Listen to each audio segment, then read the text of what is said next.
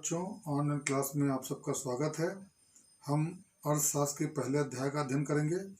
पाठ का नाम है अर्थशास्त्र क्या है।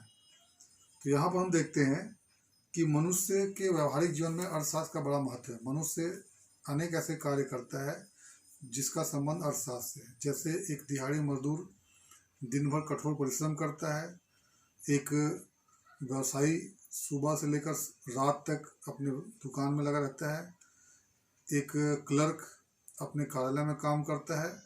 तो ये सभी के पीछे उद्देश्य एक ही होता है कि वे इसके लिए अपने रोजी रोटी के लिए ही ये सब काम करते हैं।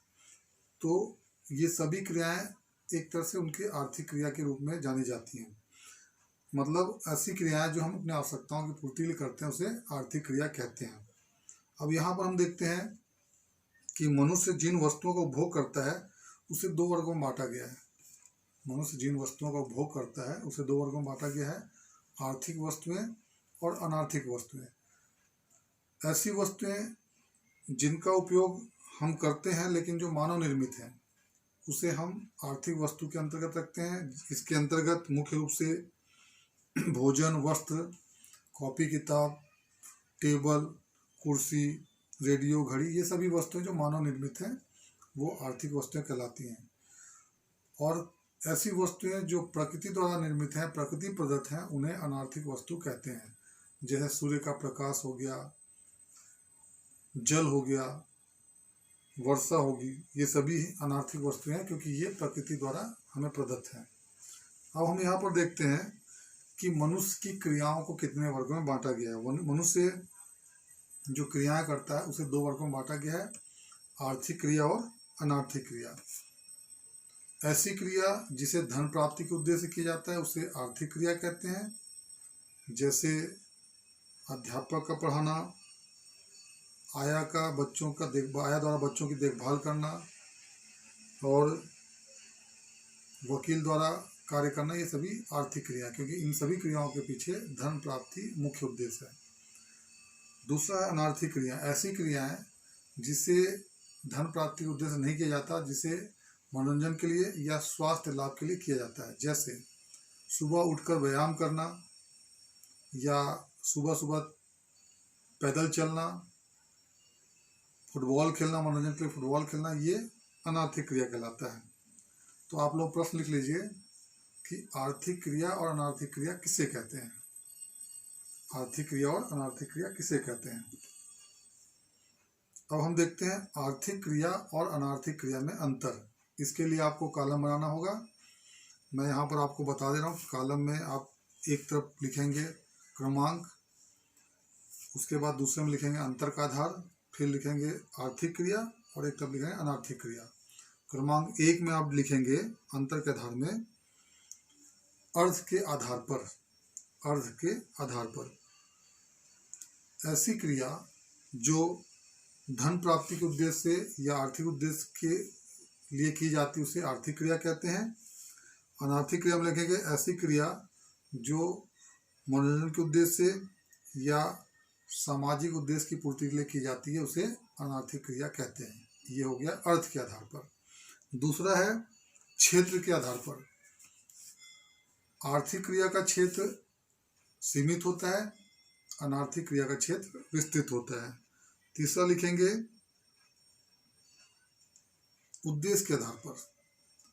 आर्थिक क्रिया करने के पीछे मुख्य उद्देश्य धन की प्राप्ति होती है।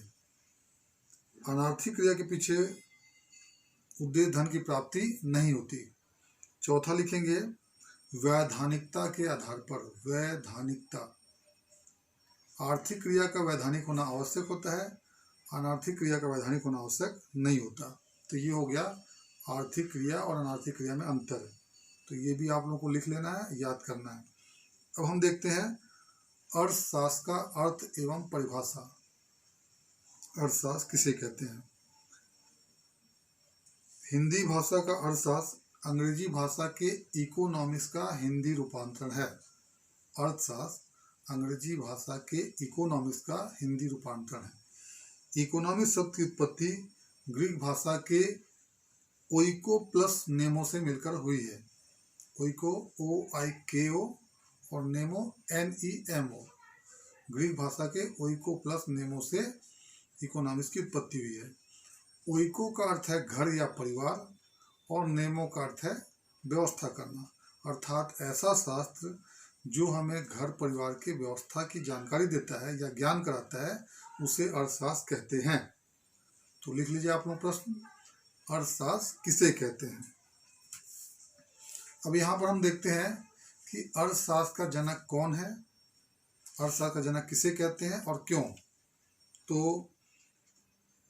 अर्थशास्त्र का जनक एडम स्मिथ को क्या कहा जाता है। एडम स्मिथ ने अपनी पुस्तक वेल्थ ऑफ नेशंस में, एडम स्मिथ ने अपनी पुस्तक वेल्थ ऑफ नेशंस, जिसे राष्ट्रों की संपत्ति कहते हैं, इसमें अर्थशास्त्र का क्रमबद्ध और वैज्ञानिक अध्ययन प्रस्तुत किया है।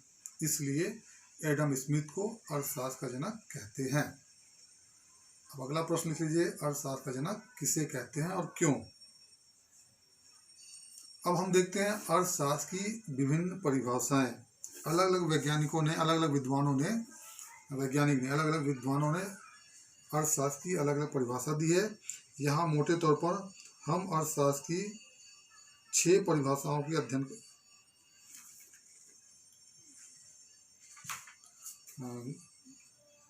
अर्थशास्त्र की मुख्य रूप से हम 5 परिभाषाओं के अध्ययन करेंगे। जो 6 बोला मैं वो गलत हो गया, 5 अलग अलग प्रकार की परिभाषाओं का अध्ययन करेंगे।